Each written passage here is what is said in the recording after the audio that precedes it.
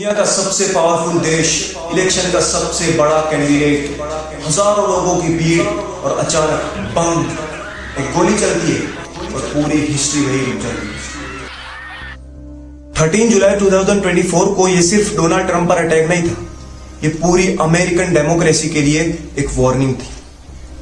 Pennsylvania के शहर Buttler में यह 13 जुलाई 2024 का दिन था, जब यूएस के प्रेसिडेंशियल कैंडिडेट डोनाल्ड ट्रंप पर एक रैली के दौरान हमला हुआ।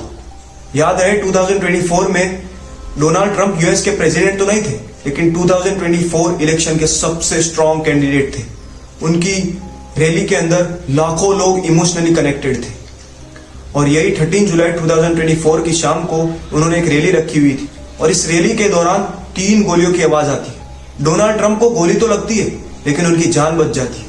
इसी सारे वाकये ने बहुत सारे सवालात खड़े करके रख दिए। कुछ लोगों का जवाब तो मिल चुका है, लेकिन कई राज अभी भी छुपे हुए हैं। Hello everybody, I am UK iconic and आप सभी लोगों का इस चैनल पे मोस्ट वेलकम है।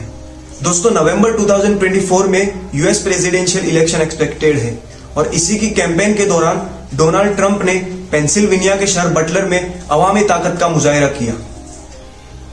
13 जुलाई की शाम को एवन सिटी रोड पर बटलर शो फार्म लेक के बराबर में हजारों की तादाद में लोग जमा थे। ठीक इसी जगह पर स्टेज मौजूद था जिस पे ट्रंप को गोली लगी। स्टेज के एग्जैक्ट पीछे ये 3 बिल्डिंग्स हैं, जिसमें से 2 बिल्डिंग्स पर सीक्रेट सर्विस के स्नाइपर्स पहले से ही मौजूद थे। जिस वक्त डोनाल्ड ट्रंप ने अपना भाषण स्टार्ट किया उस वक्त तो सब कुछ नॉर्मल चल रहा था, लेकिन क्राउड में कुछ लोगों ने शूटिंग से पहले ही एक शख्स को गन के साथ स्टेज के राइट साइड वाली बिल्डिंग के रूफ पर पहले से ही देख लिया था। पहले तो सबको लगा कि सिक्योरिटी फोर्स का एक ऑफिसर है, लेकिन जब उसकी ड्रेसिंग जाहिर हुई तो ये कंफर्म हो गया कि ये रूफ पे चढ़ा आदमी कोई सिक्योरिटी फोर्स में से नहीं है। तभी कुछ लोगों ने चिल्लाना शुरू कर दिया। ये खबर शायद सीक्रेट सर्विस के एजेंट ने अपने साथियों को रेडियो कर दी और ट्रंप के पीछे मौजूद सीक्रेट सर्विस के स्नाइपर्स ने अपनी डायरेक्शन शूटर की ओर कर दी। अभी उसकी इंटेंशन का कुछ पता चलता कि उसने 3 गोलियां फायर कर दी, जिसकी आवाज आप वीडियो के अंदर भी सुन सकते हैं।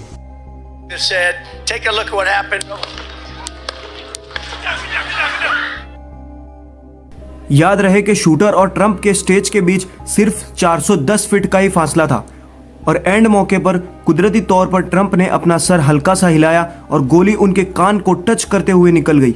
वरना शूटर का निशाना इतना एक्यूरेट था कि ट्रंप का बचना पॉसिबल नहीं था। फायरिंग के तुरंत बाद डोनाल्ड ट्रंप खुद डाइस के नीचे बैठ जाते हैं और सीक्रेट सर्विस के एजेंट ने उनको चारों तरफ से घेर लिया। करीब फायरिंग के 30 सेकंड बाद उनको स्टेज पे से नीचे उतारा जाता है और तुरंत उनको बुलेट प्रूफ कार के अंदर तुरंत उन्हें हॉस्पिटल ले जाया जाता है।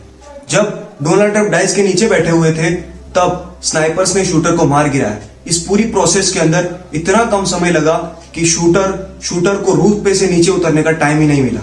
एक मौके पर बताया जाता है कि शूटर ने करीब 8 गोलियां फायर की थी, जिसमें से भाषण के अंदर मौजूद एक शख्स की जान जाती है और 2 लोग इंजर्ड होते हैं। शूटर का नाम थॉमस मैथ्यू क्रुक्स था, जिसकी एज 20 साल की थी, जिसके पास से AR-15 राइफल मिली गई।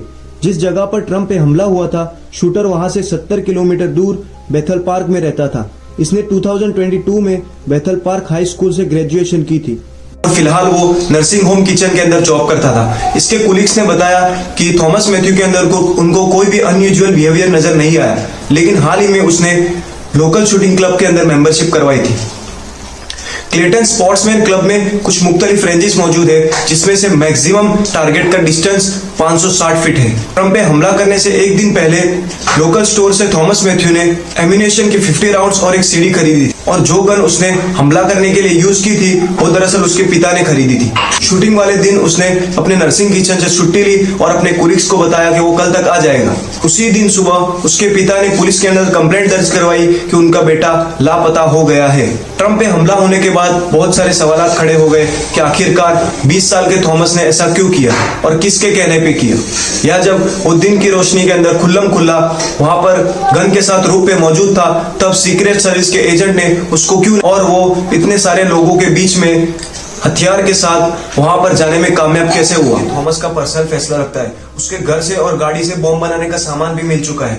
शूटिंग से पहले उसने गूगल पे डोनाल्ड ट्रंप की फोटो भी सर्च की थी और सिर्फ डोनाल्ड ट्रंप की नहीं बल्कि उसके साथ साथ president Joe Biden, attorney general Garland FBI director Christopher और प्रिंसेस ऑफ वेल्स कैथलीन को भी इसने सर्च किया था और हाल ही में उसने मेजर डिप्रेसिव डिसऑर्डर के बारे में भी जानकारी हासिल की थी। इन सब के साथ साथ थॉमस के फोन से FBI को हैरान कर देने वाली फोटो भी मिली। शायद आपको याद होगा कि 30 नवंबर 2021 को मिशिगन में ऑक्सफोर्ड स्कूल के अंदर शूटिंग हुई थी, जिसको पूरी दुनिया ने भरपूर कॉन्डेम किया था। थॉमस के फोन से ऑक्सफोर्ड स्कूल के अंदर शूटिंग करवाने वाले इथन क्रमली की भी फोटो मिली। तो क्या थॉमस का ऑक्सफोर्ड स्कूल की शूटिंग के साथ भी कोई कनेक्शन था या फिर ये कोई बड़ी गैंग्स का हिस्सा था?